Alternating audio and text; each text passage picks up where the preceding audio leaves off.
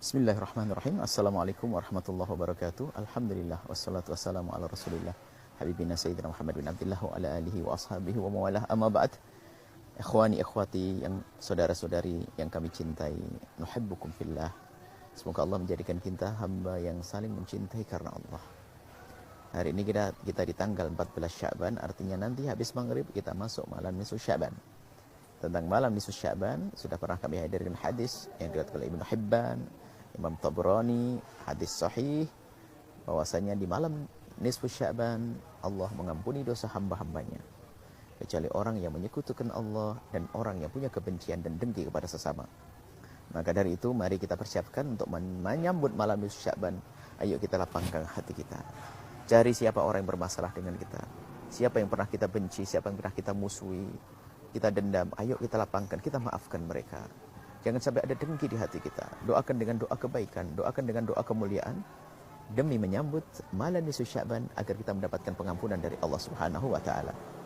Kemudian juga malam nisfu Sya'ban tidak ada amalan khusus di malam nisfu Sya'ban. Akan tapi semua amalan yang bisa dilakukan di luar nisfu Sya'ban sangat baik kalau dilakukan di malam nisfu Sya'ban. Karena itu malam khusus yang Allah pandang hambanya dengan pengampunan. Maka mari kita persiapkan diri kita di malam nisfu Sya'ban untuk menjadi hamba yang siap dengan pengampunan dari Allah, yaitu dengan kita berbanyak ibadah di malam itu. Tentunya ibadah yang sudah diajarkan Nabi, di antaranya adalah mulai dari waktu maghrib Anda melakukan sholat berjamaah. Setelah Anda melakukan sholat maghrib berjamaah, jangan lupa ba'diyah maghrib. Martabatnya sholat yang paling utama, martabat sholat paling utama adalah sholat fardu, adalah sholat ba'diyah qabliyah, sholat rawatib. Setelah Anda melakukan ba'diyah maghrib, Anda bisa membaca zikir apa saja yang Anda dapat dari guru Anda, yang baca rotibul haddad, baca rotibul haddad. Kemudian ada yang kemudian membaca doa-doa apa saja. Kemudian setelah itu Anda melakukan sholat isya berjamaah. Dan setelah melakukan sholat isya berjamaah, Anda melakukan sholat ba'diyah isya. 2 rakaat atau tambah 2 rakaat. Katakan lagi menjadi 4 rakaat. 2 dan 2. Kemudian setelah itu Anda bisa melakukan amalan yang lain. Seperti Anda punya hajat apa, lakukan sholat hajat 2 rakaat. Kemudian Anda sholat istikharah, minta petunjuk kepada Allah agar dipilihkan yang terbaik untuk kita, 2 rakaat. Kemudian setelah itu Anda melakukan sholat tasbih. Jika Anda mau dengan 2 dan 2, 4 rakaat sholat tasbih. Dan setelah Anda melakukan sholat tasbih, akhir daripada sholat Anda, sholat witir. 3 atau sampai 11 rakaat. 3 sampai 11 rakaat.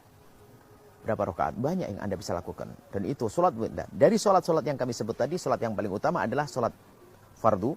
Kemudian sholat rawatib, ba'diyah, qabliyah ba'diyah, kemudian sholat witir. Adapun sholat yang namanya sholat tasbih itu adalah di bawah derajatnya sholat witir tadi. Maka jangan lupa witir. Kalau Anda ingin memperbanyak witir, perbanyaklah witir sampai 11 rakaat. Luar biasa. 3 sampai 11 rakaat. Kemudian setelah itu Anda istirahat. Kalau Anda punya kesempatan bangun malam, tahajudlah Anda sholat beberapa rakaat di malam hari. Kemudian Anda masuk waktu sholat subuh, sholat qabliyah subuh 2 rakaat. Kemudian melakukan sholat subuh berjamaah. Sempurna Anda dalam melakukan amalan di malam nisfu Sya'ban. Dan bagi siapapun yang tidak punya banyak kesempatan, paling tidak di malam nisfu Sya'ban, Anda melakukan sholat isya berjamaah dan sholat subuh berjamaah. Anda tutup, Anda buka sholat isya berjamaah dengan subuh berjamaah. Masya Allah. Luar biasa. Kemudian kita sering ada orang membaca surat Yasin. Oh boleh saja, itu bab tawasul dengan amal soleh. Anda boleh baca surat Yasin sekali, 2 kali, 3 kali. Tentunya tadi amalan sholat yang sangat perlu untuk dihadirkan. Setelah itu Anda boleh baca surat Yasin atau habis maghrib baca surat Yasin. Terserah Anda atur saja waktunya. Anda baca surat Yasin sekali dengan niat panjang umur, rizki panjang, kemudian niat husnul khatimah, rizki luas. Yang ketiga, husnul khatimah, sah-sah saja. Karena itu adalah termasuk tawasul dengan amal soleh dengan baca surat Yasin. Hanya sedikit yang perlu kami sampaikan. Ada yang melakukan sholat sampai 100 rakaat dan sebagainya. Memang itu dinukil oleh Imam Ghazali, tapi banyak ulama kita juga yang mengingkari itu semuanya. Maka dari itu, kami ingin menghadirkan amalan-amalan yang disepakati para ulama dan tidak ada yang mengatakan kalau itu adalah tidak boleh. Adapun 100 rakaat Imam Ghazali menghadirkannya dalam Ihya-nya. Tapi Imam Ibnu Hajar Al-Haytami mengingkari. Maka Anda jangan masuk wilayah perselisihan dan persengketaan, apalagi caci maki. Kalau kita melihat ada orang melakukan sholat 100 rakaat, kita lihat saja berapa waktu yang bisa dilakukan. 3 jam, 4 jam. Oke, 3 jam, 4 jam kita ganti dengan amalan-amalan yang tadi yang kami sebutkan. Sehingga kita tidak akan ditegur oleh Imam Ibnu Hajar Al-Haytami Akan tapi kita pun masih menghidupkan malam nisfu Sya'ban dengan amal baik, dengan ibadah. Ini saja yang perlu kami sampaikan. Mari kita hindari khilaf, kita hindari perbedaan, kita hindari caci maki.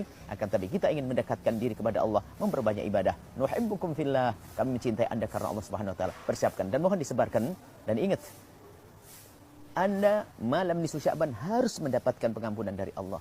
Dari mana? Dengan apa?